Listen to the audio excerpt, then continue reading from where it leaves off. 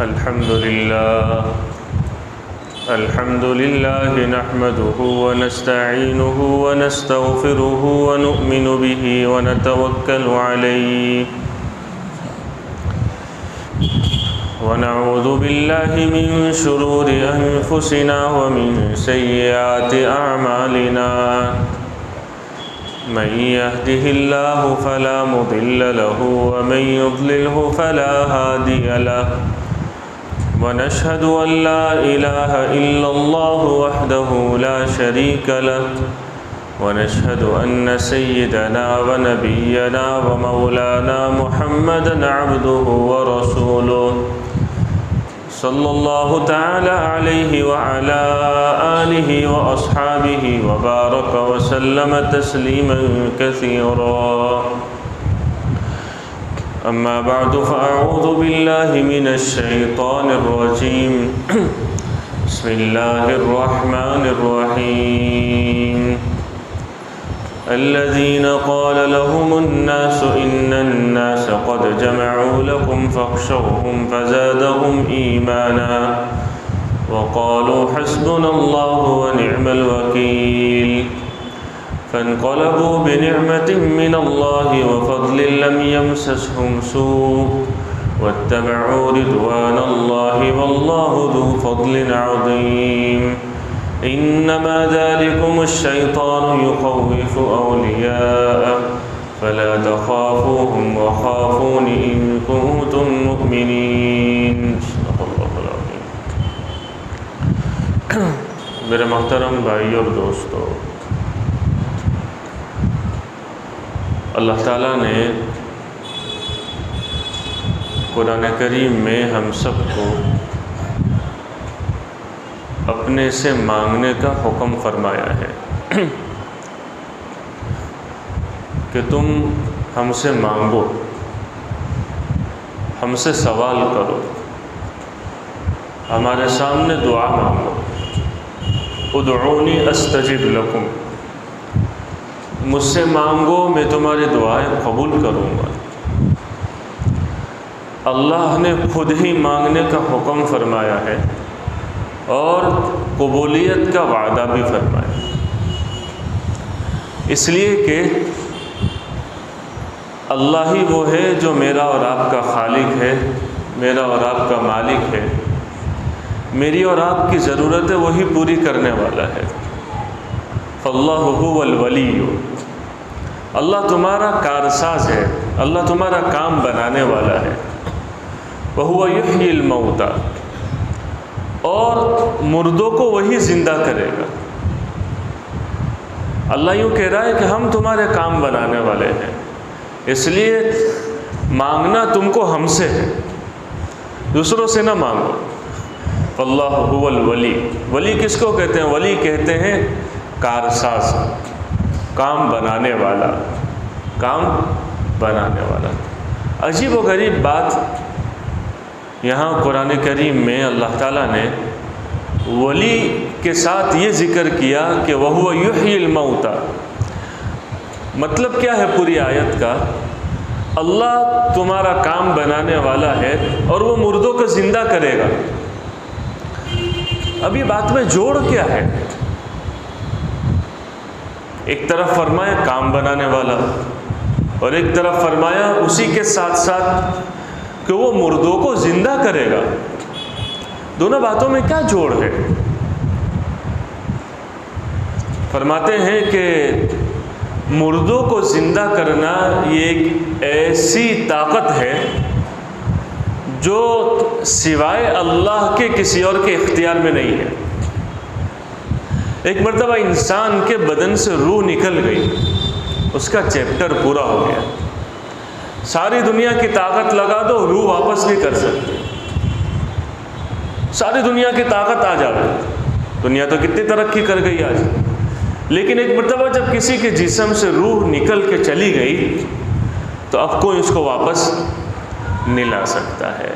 ہاں، اللہ قیامت کے دن زندہ کرے گا دوبارہ، وہی جسم کو زندہ کرے گا، وہی اس میں روح ڈالے گا۔ تو دنیا میں کوئی آج تک ایسی مشین ایجاد نہیں ہوئی، دنیا میں آج تک ایسی کوئی دوا نہیں آئی، دنیا میں آج تک ایسا کوئی ڈاکٹر نہیں پیدا ہوا ہے جو یوں کہے کہ میں مردوں کو زندہ کروں گا.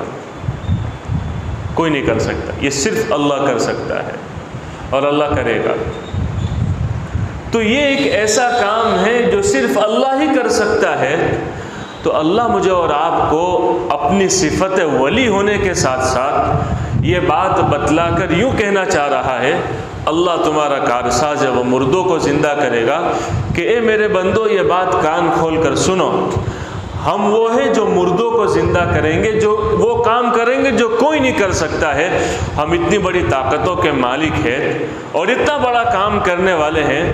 تو یہ تمہاری دنیا کے چھوٹے موٹے کام بنانا ہمارے لیے کوئی بڑی بات نہیں ہے. وہ تو ہمارے لیے کچھ چٹکیوں کا کھیل ہے. وہ تو کیا ہے ہمارے لیے؟ وہ تو ہمارے لیے کوئی بڑی، ہم تو وہ کام کریں گے جو دنیا کی کوئی طاقت نہیں کر سکتی ہے. تو باقی یہ تمہارے چھوٹے موٹے کام جس کے لیے تم پورا دن بھاگتے پھرتے ہو، پریشان رہتے ہو، آؤ ہمارے پاس آ کر سوال کرو، اس کا حل ہمارے پاس ہے. ہم سے مانگو، ہم تمہاری ان ساری ضرورتوں کو پورا کریں گے. یہ مطلب ہے کہ فاللہ هو الولی، وہ تمہارا کارساز ہے اور وہی مردوں کو زندہ کرے گا. ہاں، تو مانگنا اللہ سے ہے. اللہ نے اس کا حکم فرمایا کہ ادعونی، ہم سے مانگو، استجب لکم، میں تمہاری مانگوں کو پورا کروں. آج ہے نا سب سے زیادہ اسی کی کمی ہے. بندے نے اللہ سے مانگنا چھوڑ دیا. فرض نماز کے بعد امام صاحب ہاتھ اٹھا کر آدھے منٹ 1 منٹ کی دعا پڑھ لیتے ہیں، پڑھتے ہیں، مانگتے نہیں ہیں. وہ کیا پڑھی جاتی ہے؟ دعا پڑھی جاتی ہے، وہ دعا مانگی نہیں جا رہی ہے، پڑھ لی ہے.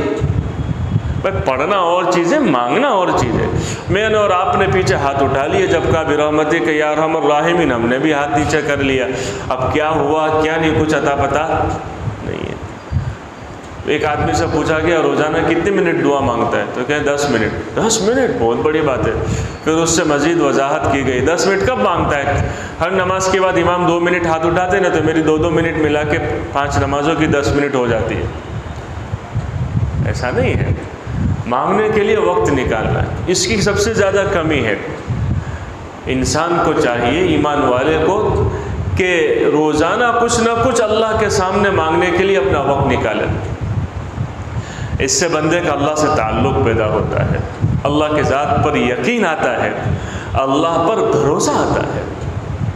اسی لیے اللہ کے نبی صلی اللہ علیہ وسلم حضرت عبداللہ ابن عباس جو چھوٹے ہیں، چھوٹے بچوں کو سکھلا رہے ہیں، چھوٹے بچوں کی تربیت کیسی کر رہے ہیں. کیا فرما رہے ہیں؟ احفظ اللہ یحفظک، احفظ اللہ تجد تجاہک. اللہ کے حکموں کے اے غلام، اے لڑکے، اللہ کے حکموں کی حفاظت کر، اللہ تیری حفاظت کرے گا. اللہ کے حکموں کی حفاظت کر، اللہ کو تو ہمیشہ اپنے سامنے پائے گا. کہاں پائے گا؟ اپنے سامنے. وَإِذَا سَأَلْتَ فَاسْأَلِ اللَّهِ، جب مانگ تو اللہ سے مانگ. وَإِذَا اسْتَعَنْتَ فَاسْتَعِنْ بِاللَّهِ، اور جب تم مدد چاہے تو اللہ سے مدد چاہ. تیری مدد اللہ کرے گا. تیرا حاجت روا اللہ ہے، تیرا مشکل کشا اللہ ہے اور کوئی نہیں ہے. وَمَا لَكُم مِّن دُونِ اللَّهِ مِّن وَلِيٍّ وَلَا نَصِيرٍ، ہے کوئی اللہ کے علاوہ جو تمہاری مدد کر سکے، جو تمہارا کام بنا سکے؟ اللہ کے علاوہ کوئی نہیں ہے. اس لیے حکم اس بات کا دیا گیا کہ بھائی اللہ سے مانگو، روزانہ مانگو. اس کی بہت زیادہ کمی. اللہ کے نبی صلی اللہ علیہ وسلم کی کتنی دعائیں ہیں. مجھے اور آپ کو مانگنا بھی سکھلایا تھا. مانگو تو ایسا مانگو، یہ مانگو. ہم پتہ نہیں کیا کیا مانگتے ہیں. اللہ کے نبی صلی اللہ علیہ وسلم نے ہم کو مانگنا بھی سکھلایا. یہ مانگنا تمہیں چاہیے، ایسے ایسے مانگنا چاہیے، یہ مانگنا چاہیے تمہیں. ایک دو دعا آج اس مجلس میں آپ کے سامنے بتلا کر بات انشاءاللہ ختم کروں گا کہ اللہ کے نبی صلی اللہ علیہ وسلم کی کچھ دعائیں ایسی ہیں جو اتنی زبردست اور اتنی جامع ہیں کہ ہے بہت چھوٹی، لیکن اس میں میری اور دنیا اور آخرت کے سارے مسئلے ہیں. میرے اور آپ کے دنیا آخرت کے سارے مسئلے ہیں جو اللہ کے نبی صلی اللہ علیہ وسلم نے ہم سب کو مانگنا بتلایا ہے. ایک دعا تو اتنی جامع ہے جو بہت چھوٹی ہے، جس کے بارے میں آپ کو کچھ بات بتلاتا ہوں. جس کو قرآن میں بھی ذکر کیا گیا، حدیثوں میں بھی ہے. الذین قال لهم الناس ان الناس قد جمعوا لكم فاخشوهم فزادهم ایمانا وقالوا حسبنا اللہ ونعم الوکیل. آپ سمجھ گئے کہ حسبنا اللہ ونعم الوکیل، حسبنا اللہ ونعم الوکیل. یہ ایک چھوٹا سا جملہ ہے، یہ ذکر کے طور پہ بھی پڑھا جا سکتا ہے، دعا کے طور پہ بھی پڑھا جا سکتا ہے. کیا معنی اس کے؟ حسبنا اللہ، اللہ ہم کو کافی ہے، اللہ ہم کو کافی ہے. ونعم الوکیل، اور وہ بہترین کام بنانے والا ہے. وہ کیا کرنے والا ہے؟ بہترین. اللہ کے نبی صلی اللہ علیہ وسلم فرما رہے ہیں جب تم کو کوئی پریشانی ہو اور تم اس میں پھنس جاؤ تو یہ دعا مانگ لو، حسبنا اللہ ونعم الوکیل، کہ اللہ ہم کو کافی ہے اور وہ بہترین کام بنانے والا ہے. اور اللہ کے نبی صلی اللہ علیہ وسلم نے صحابہ اکرام کو یہ دعا جگہ جگہ مانگنا سکھلایا. اور صحابہ اکرام کے سامنے جب بڑی بڑی مصیبت آئی تو ان کی زبان پر ایک ہی بات تھی، حسبنا اللہ ونعم الوکیل. بھائی اللہ ہم کو کافی ہے، حسبنا اللہ ونعم الوکیل، اور وہ بہترین کام بنانے والا ہے. کہتے ہیں قرآن کریم میں بھی اس کو ذکر کیا گیا ہے کہ صحابہ کرام پر جب بہت بڑی مصیبت آئی. کیا مصیبت آئی؟ جب غزوہ احد ہوا. میں اور آپ جانتے ہیں کہ غزوہ احد ایسا معرکہ ہے اور ایسی لڑائی ہے کہ جس میں 70 صحابہ کرام شہید ہوئے، اور اللہ کے نبی صلی اللہ علیہ وسلم کے چچا حضرت حمزہ اسی میں شہید ہوئے، اور دوسرے بڑے بڑے صحابہ کرام اس میں شہید ہوئے، اور کئی زخمی ہوئے، 70 سے زیادہ زخمی ہو گئے. ایسا زبردست مسلمانوں پر مصیبت آئی اور مسلمانوں کی ظاہر میں ہار ہو گئی، شکست ہو گئی، کفار جیت گئے. کفار میں جشن ہونے لگا. وہ صحابہ کرام کو اوپر وار کر کے، ان کو شہید کر کے، ان کو زخمی کر کے وہ یوں سمجھے کہ ہم جیت گئے. وہ مدینہ سے واپس ہونے لگے، کیونکہ احد کا جو پہاڑ ہے وہ مدینہ ہی میں ہے، کہ دور نہیں ہے، مسجد نبوی سے سامنے نظر آتا ہے. وہاں تک کافر پہنچ گئے تھے اور وہیں لڑائی ہوئی. جب ابو سفیان اپنے لشکر کو لے کر واپس ہونے لگا اور راستے میں اس کو اچانک سے ایک خیال آیا. ابو سفیان چونکہ کفار کا سردار تھا اس زمانے میں، بعد میں وہ مسلمان ہو گئے. اس کے دل میں یہ خیال آیا کہ یار ہم نے بہت بڑی غلطی کر دی. کیا غلطی کر دی؟ غلطی یہ کر دی کہ ہم مسلمانوں کو آدھے میں سے چھوڑ کر واپس آ گئے. ہم نے ایسا کیوں نہیں کیا کہ ان کو وہیں جڑ سے ختم کر دیتے؟ کیا کر دیتے؟ ان کا ایک آدمی بھی باقی نہیں رہتا. وہ تو مغلوب ہو گئے تھے. انہوں نے تو ہمارے سامنے گویا نعوذ باللہ اپنے ہتھیار ڈال دیے تھے. وہ تو ہار گئے تھے. ہم نے بہت بڑی بھول کر دی. ہم تو واپس ان کو چھوڑ کر آ گئے اور مکہ جا رہے. یہ اس کے دل میں خیال آیا کہ ایسا کیوں نہیں ہو سکتا کہ ہم واپس جا کر ان پر دوبارہ ایسا حملہ کریں کہ مسلمان سارے کے سارے ختم ہو جائیں. ایسا ان پر حلہ بول دے کہ ان کی جڑیں ختم ہو جائیں. ابھی تو زخمی ہے، وہ اکثر زخمی ہو گئے تھے. خود اللہ کے نبی صلی اللہ علیہ وسلم کو اتنا شدید زخم آیا تھا، آپ کے دندان مبارک شہید ہو گئے، جو خول ہے آپ کے سینے میں، آپ کے پیشانی میں گھس گئی تھی. اتنا شدید زخم آیا تھا. ابو سفیان کے دل میں یہ خیال آیا. اس نے اپنے ساتھیوں کے سامنے یہ بات رکھا. سارا پلان ہو رہا ہے، مشورہ ہو رہا ہے. اور ابو سفیان نے اس موقع پر جو مدینہ منورہ کی طرف لوگ مسافر جا رہے تھے ان کو یہ کہلا بھیجا کہ تم مدینہ جا رہے ہیں، مدینہ والوں کو یہ کہنا کہ ابو سفیان اپنے لشکر کو لے کر واپس آ رہے ہیں تم پر حملہ کرنے کے لیے. ان کو یہ بات رکھ دینا کہ ہم واپس آ رہے ہیں. ابو سفیان کو یہ بات تھی کہ سارے زخمی ہیں، یہ کیا لڑ سکیں گے ہمارے سامنے. اللہ کے نبی صلی اللہ علیہ وسلم کے سامنے جب یہ بات آئی، دوسرا ہی دن تھا، ابھی احد کی لڑائی کو ختم ہوئے دوسرا ہی دن تھا. آپ نے سارے صحابہ کرام کو جمع کیا کہ بھائی دیکھو اس طرح کی بات آئی ہے. اللہ کے نبی صلی اللہ علیہ وسلم نے صحابہ کرام کے سامنے یہ شرط رکھی کہ کل ہم کو نکلنا ہے لڑائی کے لیے، لیکن ہمارے ساتھ وہی چلے گا جو کل کی لڑائی میں ہمارے ساتھ تھا. نئے کو نہیں لینا ہے، نئے کو جو کل ہمارے ساتھ تھا اسی کو چلنا ہے. 200 صحابہ کرام جو شدید زخمی تھے اسی وہ کھڑے ہو گئے، ہم تیار ہیں. اور ان میں اکثر ایسے تھے جو خود سے کھڑے نہیں ہو سکے، کسی دوسرے کے سہارے سے کھڑے ہوئے کہ ہم تیار ہیں. اور ان کے ساتھ دوسرے تیار ہو گئے. اللہ کے نبی صلی اللہ علیہ وسلم ان کو لے کر چلے.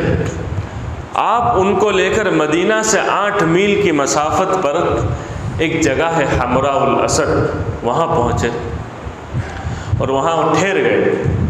اور وہاں سے جو قافلے مکہ جا رہے تھے انہوں نے دیکھا کہ مدینہ والے اور اس میں اللہ کے نبی صلی اللہ علیہ وسلم یہاں ٹھہر گئے ہیں، کسی بات کا انتظار کر رہے. تو جو وہ قافلے جا رہے تھے اور وہ ابو سفیان تک پہنچے. ابو سفیان تک جب یہ قافلے پہنچے تو ابو سفیان کو یہ بات کی خبر پہنچ گئی کہ اللہ کے نبی صلی اللہ علیہ وسلم بھی لڑائی کے لیے نکل گئے. اتنے میں وہاں سے بھی قافلے آ رہے تھے مدینہ کی طرف. انہوں نے یہ پیغام صحابہ کرام کو دیا کہ ابو سفیان واپس ہو رہا ہے. ابو سفیان کیا ہو رہا ہے؟ اور تم کو جڑ سے ختم کرنے کی پلاننگ ہے اس کی، وہ مزید لڑنے کے لیے آ رہا ہے. جب صحابہ کرام نے یہ بات سنی تو اللہ تعالیٰ نے اس وقت کا منظر کھینچا ہے. الذین قال لهم الناس ان الناس قد جمعوا لكم فاخشوهم، کہ لوگوں نے صحابہ کرام کو آ کر یوں کہا کہ وہ کافر جمع ہو رہے، تم ان سے ڈرو. فزادهم ایمانا وقالوا حسبنا اللہ ونعم الوکیل. جب ان کے سامنے یہ بات آئی صحابہ کرام کے تو ان کا اللہ پر ایمان بڑھ گیا اور ان کی زبان پر یہ آیا حسبنا اللہ ونعم الوکیل. آؤ جتنوں کو آنا ہو آؤ، کون آئے گا؟ اللہ ہم کو کافی ہے اور وہ بہترین کام بنانے والا ہے. اللہ ہم. جب صحابہ کرام کی زبان پر یہ بات آئی تو اس کا اثر یہ ہوا کہ کفار کے مجمع میں کھلبلی مچ گئی. یہ دعا کا اثر ہے، یہ تاثیر ہے. اور ابو سفیان پر ایسا رعب طاری ہو گیا اور اس کو بھی اطلاع مل گئی کہ یہ لوگ ڈرے نہیں ہیں ہم سے. اسی آیت میں اللہ تعالیٰ نے ہم کو یہ سبق بتلا دیا، انما ذالکم الشیطان یخوف اولیاء. یہ ساری باتوں سے شیطان اپنے نیک بندوں کو ڈراتا ہے، کفار کا رعب ڈالتا ہے. اللہ یوں کہہ رہا ہے فلا تخافوہم، ان سے مت ڈرو، وخافونی، مجھ سے ڈرو اگر تم مجھ پر یقین رکھتے ہو. کس سے ڈرو؟ مجھ سے ڈرو اگر تم مجھ پر یقین رکھ، ان سے مت ڈرو. صحابہ کرام کی زبان پر آئے حسبنا اللہ ونعم الوکیل. بھائی اللہ ہم کو کافی ہے اور وہ بہترین کام بنانے والا ہے. یہ جملہ اتنا زبردست ہے کہ اس جملے نے کفار کو وہیں مجبور کر دیا واپس ہونے کے لیے. اس کی یہ تاثیر ہے. اللہ کے نبی صلی اللہ علیہ وسلم فرما رہے جب بندہ مصیبتوں میں گر جاوے اس کو چاہیے کہ حسبنا اللہ ونعم الوکیل پڑھے. کتابوں میں ہے کہ حضرت ابراہیم علیہ السلام کو جب آگ میں ڈالا گیا سب سے پہلے ان کی زبان پر جو جملہ تھا وہ یہ تھا حسبنا اللہ ونعم الوکیل. اللہ ہم کو کافی ہے، اللہ ہم کو کافی ہے. حسبنا اللہ کا کیا معنی؟ اس میں اللہ تعالیٰ کی ایک صفت کا ذکر کیا گیا ہے، حسیب. اللہ کی ایک صفت ہے حسیب، جو اللہ کے 99 نام ہیں نا اس میں ایک نام آپ دیکھیں گے حسیب. حسیب کے معنی وہ ہے جو سب بندوں کو کافی ہو جائے، سب کی ضرورتیں پورا کر دے، اس کو حسیب کہتے ہیں. اللہ ہم کو کافی ہے، ہم کو دوسرے کسی کی ضرورت نہیں ہے، ہمارا سارا بھروسہ اسی پر ہے. ونعم الوکیل، اور وہ بہترین کام بنانے والا ہے. وکیل کے کیا معنی؟ ایک تو وکیل جو ہمارا اور آپ کا کبھی خدا نہ خواستہ رکھ دیتے نا کہ یہ میرا اور کیس لڑنے والا ہے، بھائی میں نہیں جا سکتا کورٹ میں کیس اپنا نہیں لڑ سکتا، تو میری طرف سے چلا جا، تو میرا وکیل ہے، یہ کر لے گا سارا میرا کام، تو اس کو وکیل کہتے ہیں. اسی سے ملتا جلتا جب اللہ کے لیے بولا جاتا ہے تو وہ وکیل ہے، وہ تمہارے کام بنانے والا ہے، اور تمہارا کام کیسا؟ بہترین کام بنانے والا ہے، تمہاری سوچ سے زیادہ تمہارے کام کو بنانے والا ہے۔ تو یہ جملہ مجھے اور آپ کو یاد کر لینا چاہیے۔ یہ دعا قرآن میں بھی ہے، یہ دعا حدیثوں میں بھی ہے۔ اللہ کے نبی صلی اللہ علیہ وسلم نے مختلف موقع پر صحابہ اکرام کو یہ دعا مانگنی سکھلائی ہے۔ حسبنا اللہ ونعم الوکیل، اللہ ہم کو کافی ہے اور وہ بہترین کام بنانے والا ہے۔ اللہ کی طرف سے جب بندے کو جب کوئی ایسی بات پہنچے تو اس کے دل کو ناگوار ہو، تو فوراً اس کی زبان پر یہ آنا چاہیے، حسبنا اللہ ونعم الوکیل، اللہ ہم کو کافی ہے، اللہ پہ سارا بھروسہ کر لے۔ جب بندہ اس بات کو، اس دعا کو مانگ لیتا ہے تو بزرگان دین فرماتے ہیں جب یقین کے ساتھ مانگتا ہے اللہ کا فوری طرف سے انعام یہ ملتا ہے، اللہ اس کے دل میں سکون ڈال دیتا ہے، اس کو سکون نصیب ہو جاتا ہے۔ اسی سے ملتی جلتی ایک دعا اللہ کے نبی صلی اللہ علیہ وسلم نے اور سکھلائی ہے۔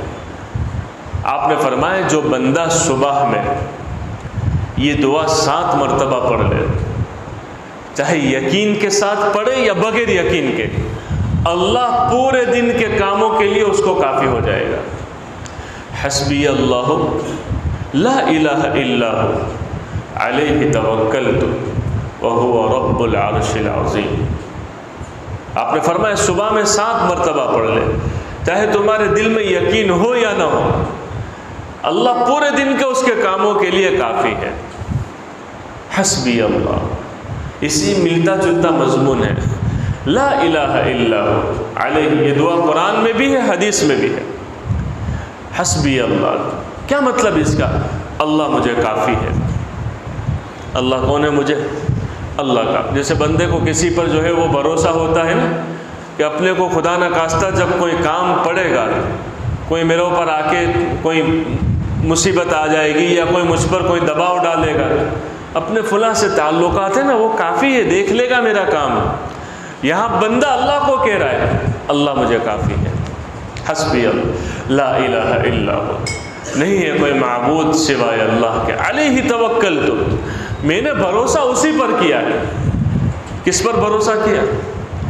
وعلی اللہ فلیتوکل المتوکلون وعلی اللہ فلیتوکل المؤمنون، ایمان والوں کو تو اللہ ہی پر بھروسہ کرنا چاہیے۔ بھروسہ کس پر ہو؟ اللہ پر۔ حدیث پاک میں آتا ہے لو انکم توکلتم علی اللہ حق توکل لرزقتم کما ترزق الطیر تغدو خماسا وتروح بطانا، اگر تم اللہ پر ایسا بھروسہ کرنے لگو جیسا بھروسہ کرنے کا حق ہے تو اللہ تم کو ایسے روزی دے جیسے پرندوں کو روزی دی جاتی ہے، ایسے تمہارے کام بنا لے۔ کیا پرندوں کو روزی دی جاتی ہے کہ وہ صبح تغدو خماسا وتروح بطانا، صبح میں خالی پیٹ ہو کر نکلتے، شام کو پیٹ بھر کر واپس ہوتے ہیں۔ اللہ ان کے لیے غیب سے انتظام کر دیتا ہے، کوئی بھوکا نہیں آتا ہے گھر پر، سارا کام پٹا کر ساری اپنی ضرورتوں کو پورا کر کے واپس اپنے گھر آتے ہیں۔ جب تم اللہ پر بھروسہ کرنے لگو تمہارے سارے کام اللہ بنا دے گا، لیکن بھروسہ ہونا چاہیے، اللہ سے اپنا تعلق مضبوط ہونا چاہیے، اس سے مانگنے کی عادت ڈالنی چاہیے۔ تو اللہ یوں کہہ رہا ہے کہ علیہ توکلت، یہ دعا مانگو، حسبی اللہ لا الہ الا ہو، اللہ مجھے کافی ہے، وہی ہے میرا معبود، علیہ توکلت، اسی پر میں نے بھروسہ کیا ہے، وہو رب العرش العظیم، اور وہ عرش عظیم کا مالک ہے۔ کس کا مالک ہے؟ عرش عظیم کا۔ وہ ہمارے اس صورت کا نہیں، وہ ہمارے اس گجرات کا نہیں، وہ گجرات کا سی ایم نہیں ہے، وہ پورے ہندوستان کا کوئی پی ایم نہیں ہے، وہ یا دنیا کی کوئی بڑی طاقت کا سپر پاور نہیں، ساری دنیا نہیں، اس دنیا اور اس کے ساتھ جتنی دنیا اور اس کے آسمان، ساتوں زمین ساتوں آسمان، اس کے اوپر جو کچھ ہے اس کے اوپر اللہ کا عرش ہے، وہ سب کا مالک ہے، وہ عرش عظیم کا مالک۔ عرش کے نیچے سب کچھ ہے، سارا اسی کے قبضے قدرت میں ہے۔ انسان کے دل اللہ کے قبضے قدرت میں، وہ جیسے چاہتا ہے پھیر دیتا ہے۔ جب وہ عرش عظیم کا مالک ہے تو تم نے عرش عظیم کا اس کو واسطہ دے دیا، یا اللہ تو عرش عظیم کا مالک ہے، میری ضرورتیں تیرے سامنے کچھ نہیں ہیں، چھوٹی موٹی ہے، تو دنیا میں بڑے بڑے کام کر رہا ہے، اللہ یوں کہہ رہا ہے کہ دیکھو تو صحیح ہم کیسی کائنات چلا رہے ہیں، تم ہمارے سامنے کیا ہو، ایک 5-6 فٹ کے انسان ہو، تمہاری ضرورتیں کتنی ہیں، تمہارے کو چھوڑ کر دنیا میں اب جو انسان ہے، کروڑوں جو انسان ہے، اور اس کو چھوڑ کر ہماری مخلوقات دیکھو کتنی بڑی ہے، زمین کی مخلوق دیکھو، زمین کے نیچے جو سمندر ہے اس کی مخلوق دیکھو کتنی مخلوق ہے، اور اس کے علاوہ آسمانوں میں کتنی مخلوق ہے، ہواؤں میں کتنی مخلوق ہے، ان سب کا اکیلا تنہا وہ اللہ مالک ہے، اور سب کی ضرورتوں کو وہ پورا کرتا ہے جب وہ سب کو کھلاتا ہے، سب کو پلاتا ہے، سب کی ضرورتیں پوری کرتا ہے۔ اے انسان، تو کیوں 6 فٹ کا انسان ہو کے اتنی ضرورتوں کا اتنا ٹینشن لیتا ہے؟ اس اللہ پر بھروسہ رکھ جو سب پوری کائنات کو چلا رہا ہے، پوری کائنات کا تنہا مالک ہے، اس اللہ پر بھروسہ رکھ، وہ تیری ہر ضرورتوں کو پورا کر دے گا، وہ عرش عظیم کا مالک ہے۔ اس لیے اس دعا میں یہ بات بتلائی گئی کہ اللہ سے اس طرح مانگو۔ اللہ کن کن چیزوں کا حوالہ دے رہا ہے؟ حسبی اللہ، اللہ مجھے کافی ہے، لا الہ الا ہو، اللہ ہی میرا معبود ہے، علیہ توکلت، اسی پر میں نے بھروسہ کیا ہے، وہو رب العرش العظیم، وہ عرش عظیم کا مالک ہے۔ تو اللہ کے نبی صلی اللہ علیہ وسلم نے یہ دعا مانگنا ہم کو بتلایا۔ یہ چھوٹی چھوٹی دعائیں یاد کر لینی چاہیے، ان کو موقع بموقع پڑھنا چاہیے۔ حسبنا اللہ ونعم الوکیل یاد کا سبق ہے کہ اللہ ہم کو کافی ہے، وہ بہترین کام بنانے والا ہے۔ ہاں، یہ چھوٹی چھوٹی دعائیں کوئی معمولی نہیں ہے۔ اس کا فائدہ کیا ہوتا ہے؟ اس کا فائدہ یہ ہوتا ہے کہ جب بندہ اللہ سے موقع بموقع ان دعاؤں کو مانگتا ہے، پڑھتا ہے، تو اس کی برکت سے اللہ سے اس کا تعلق پیدا ہوتا ہے۔ کیا ہوتا ہے؟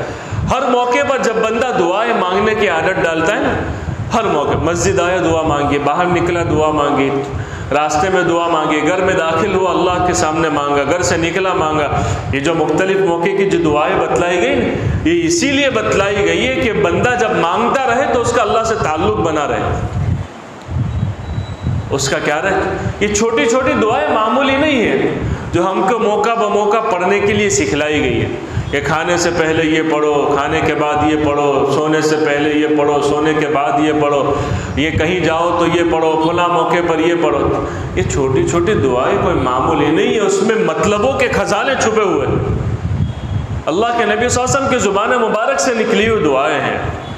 اس کو یاد کرنا چاہیے، مانگنا چاہیے، اس کی برکت سے بندے کا اللہ سے تعلق پیدا ہوتا ہے۔ ہم اور آپ معمولی سمجھ کر چھوڑ دیتے ہیں کہ دعا معمولی نہیں، یہ دعا بہت جامع ہے، بہت جامع ہے۔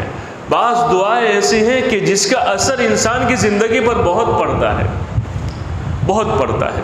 بزرگان دین سے اس کے بہت سارے، کھانے سے پہلے کی دعائیں میں اور آپ معمولی سمجھتے ہیں، بزرگان دین فرماتے ہیں یہ جو ہے نا بسم اللہ و برکت اللہ ہے، بسم اللہ وعلی برکت اللہ، دونوں روایت ہے، اس کی برکت سے بندے کی پوری زندگی برکت والی ہو جاتی ہے۔